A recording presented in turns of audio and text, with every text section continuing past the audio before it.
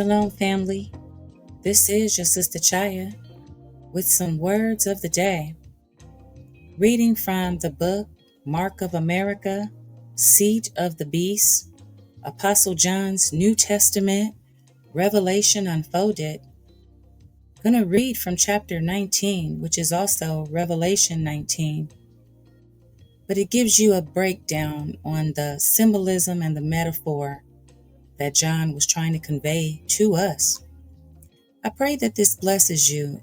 As I was reading this, I thought, you know what? This is some marvelous word that I'd like to share with my brothers and sisters. So I ask that you ponder and really meditate on what this is saying, because it's quite motivating and encouraging for us as true believers.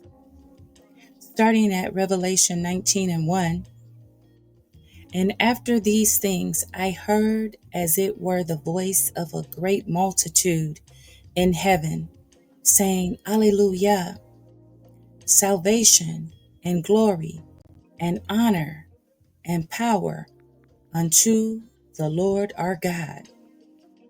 And the Lamb slain from the foundation of the world stood before the throne with the book of life in his right hand. Continuing his thoughts from the last verse in chapter 18, John writes of all those who are assigned to this solar system.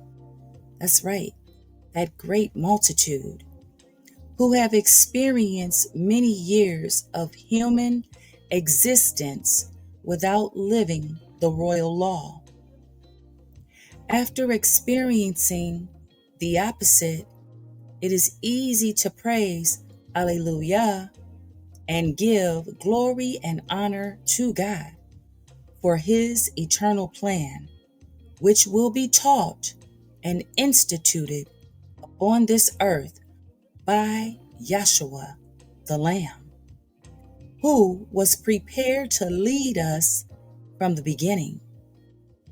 It is only by adherence to this plan that we can experience happiness, which is also salvation, which is the end of all Yahshua's teachings. The Anointed One strictly follows his right hand, also meaning the instructions given in the book of life, which he received from the Creator of us all. Revelation 19:2. And the Lamb said, True and righteous are thy judgments, O God Almighty, for thou hast judged the great whore, which did corrupt the earth with fornication. And now thou must avenge the blood of thy servants at her hand.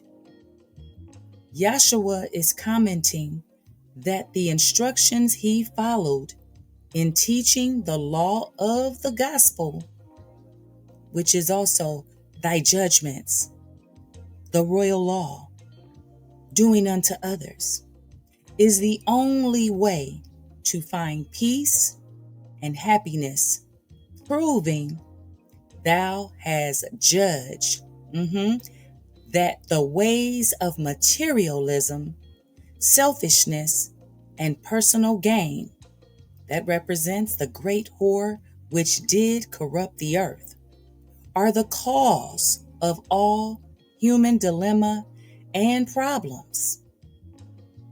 The intent of the law, which is also the blood of thy servants, is to treat others equally under the royal law.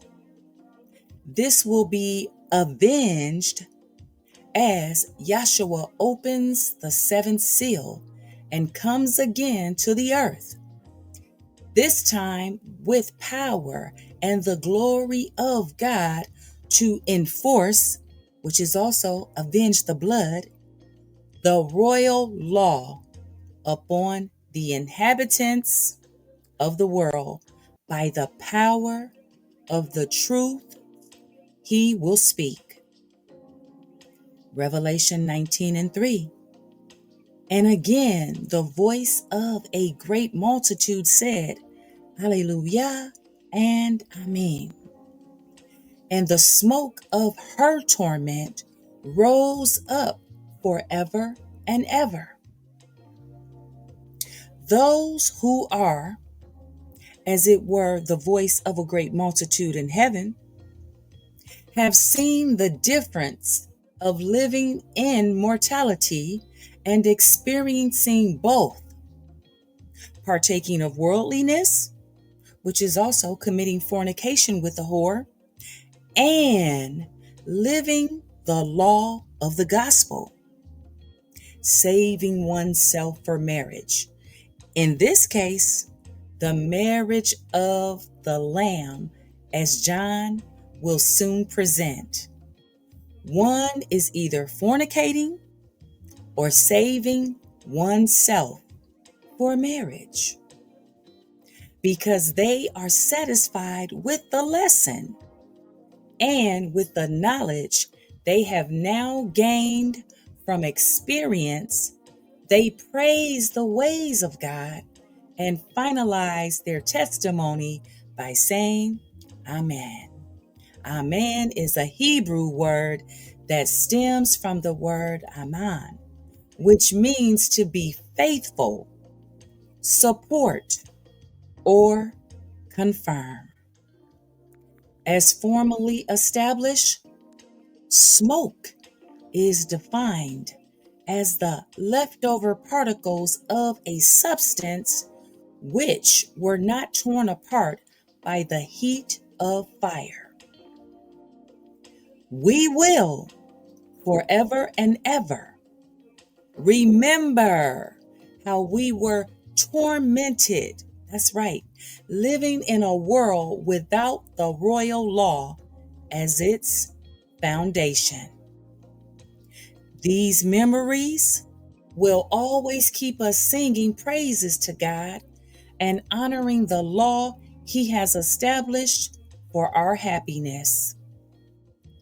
As eternal, resurrected beings, our memory of misery, the opposite of happiness, might become dull through the passage of time. Luckily for us, we will have advanced technology and the ability to tune our television sets to whatever is taking place on a planet in another solar system. Wow. Where humans, like we once were, exist.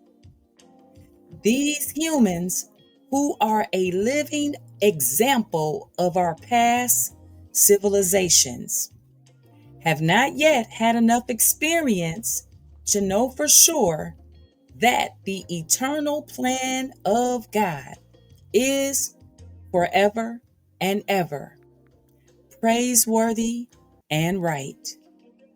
Seeing them in their misery becomes our reminder. That's amazing. Revelation 19:4. And the 24 elders and the 4 beasts and the Lamb fell down and worshiped God that sat on the throne, saying, Alleluia and Amen. Those who have been called upon this earth, yes, the prophets, 24 elders, those who have come to this solar system unseen to get us through our process of salvation, the angels, represented by those 4 beasts, and the one anointed, prepared, Yahshua the Lamb, to oversee that everything is going by the book, will acknowledge and praise God for all that is done by confirming supporting and being faithful to the plan forever and ever. Amen. Revelation 19:5. And the voice of the Lamb came out of the throne, saying, Praise our God, all ye his servants, and ye that fear him not, both small and great. With the authority of his position, Yahshua takes charge of the rest of the plan for the earth. He is setting up for his reign upon the earth, which represents the opening of the seventh seal, by asking all to support the plan of the Most High. Revelation 19:6. And I heard the voice of a great multitude, and as the voice of many waters, and also as the voice of mighty thundering, saying, Alleluia and Amen. For the Most High is omnipotent and reigneth forever. Wow, brothers and sisters, that is some amazing word. Amazing. And as you see, there's the book right there that I'm reading from.